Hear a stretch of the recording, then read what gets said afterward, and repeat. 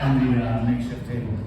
I'm glad to be in Minneapolis. I didn't grow up here. I came from a small town, and this is basically a story about that. It didn't have a theater like this. It didn't have cool things like museums. You had to make your own fun. We were hormone-filled teenage boys from a small town in the 80s. Our parents had basic cable, old Milwaukee, and each other. My friends and I started camping out in the backyard, so we could sneak out and experience the night. We barely slept, but it was a taste of freedom, and we loved it. My mischievous friend Alan Bell told me a better way to sneak out, without the tents. We were camping out the other night. We went over to Lori Millenberg's house. She's got a bedroom in the basement with a window. It opens to the outside. We hung out all night. I had an idea. I brought her up over breakfast. I think I'm getting older now. Just a little more privacy. I think we should move my bedroom to the basement. Well, you'd need a window, my dad said. He was a blue-collar American man in a small town in the 80s. Home improvement projects were as exciting as his life got. Before you knew it, a tape measure appeared. We were in the basement. He's measuring the hallway, closet, and where the window could be. My dad was normally a very quiet and shy person, but suddenly he was alive and brimming with life. He was on the phone calling people he knew. Randy? Yeah, this is Kurt. Well, Brian's moving his room to the basement. What kind of a deal on the window can you get me? He was so proud. When it came time for construction, I was useless. It didn't matter. My dad moved with a aliveness and vigor I hadn't seen since free hot dogs at the car dealership, and roast beef and cinnamon rolls for a reasonable price at the Royal Fork Buffet. In about a month, I had a white bedroom, a built walk-in closet, and a 3x2 window for me to sneak out of. The first time we snuck out, all we did was go to the grocery store. We bought some soda, and we went. But eventually, my friends and I, we figured out the key to a successful night out. Fireworks. Now, at this time, fireworks were illegal in Minnesota, but you could just go to South Dakota, buy them, and drive them back. So were they really illegal? One time after shopping with my mom in Sioux Falls, South Dakota, on the way back I saw a sign. I joked, "Oh, fireworks, can we get some?" She said, "Some bottle rockets sound like fun." I couldn't believe it. She must have still been reeling from the great deal she got at JCPenney. My mom was really on a tear. One of the workers at the fireworks stand, they led us around, talked about every item patiently, clearly, explicitly. He knew what moms needed to hear. We left with $15 worth of fireworks and a few extras. Once we got into the car, she said, "Now your dad won't like this, so you're going to have to keep it in your room." I was a king among boys. My friends and I marveled at the fireworks. We scoured the house for matches and talked big about the days to come. I spent the rest of the summer doing anything I could to get out of the house and light those fireworks.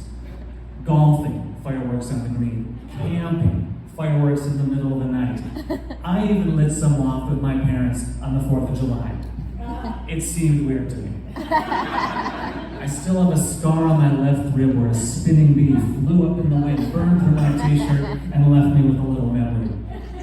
There were gonna be risks. But I was worried. But all good things must come to an end. As summer was winding down, so was our fireworks supply. School was starting, so we were gonna have one big night out. I had a friend over. My friend had a friend over. At 1 a.m. there was a knock on the window, and out we went. We went into the night with purpose. One of my friends, he pulled out a small plastic bag and he said, "I just got these, they're called strobe lights. I don't even know what they do." We lit it in a stranger's driveway, and it was like a real strobe light. Clean. It lit up 4 houses. We didn't know what to do. He laughed and took off running. One of my friends went straight into a chain link fence, knocked the wind out of himself, and almost flipped over. He tried to tell us about the pain he was in. But I remind you, 80s, teenage boys, empathy wasn't invented yet. We walked around the neighborhood to see if anybody else was out. Of course they weren't. We were running low on supplies, and if you don't drink, smoke, or have girls, your 2 a.m. options are pretty limited. But we had one saving grace, one last big firework. It said, "Butterflies welcome spring," in capital letters. You would light this. It would spin around on the ground and turn yellow. Then it would turn green, shoot up in the air, turn red with a loud whoosh one last time, and leave a bunch of sparks, and then shoot out again. Done properly, it was amazing. Done poorly, you set the lawn on fire. I lit the fuse. We waited. Nothing happened. It was a dud. But I was determined not to fail. I'm not going to let my friends down. So I went back to my house. I went back into my own garage, and I came out with a pop can full of gas. I took the can, I doused the firework. I had the sense to do a 3-foot trail back. Now, I don't know how many of you have lit a pop can full of gas in your life, but at 13, this was my first time. Everything was bathed in orange flames. It was astonishingly bright. We didn't stick around to see if it went off. We ran as fast as we could, cracking up into the night. It was like a scene from an action movie if the entire budget was $5. Now, I know this sounds dangerous, or perhaps borderline psychotic. I remind you, 13-year-old boys. We were outside, we were being creative, and we were getting our exercise.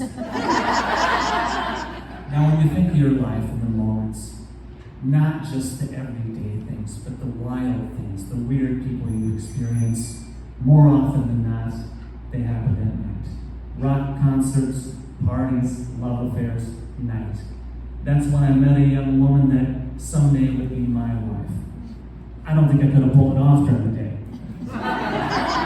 During the day, I'm pale, awkward, and shy. At night, I'm bright, calm, and mysterious.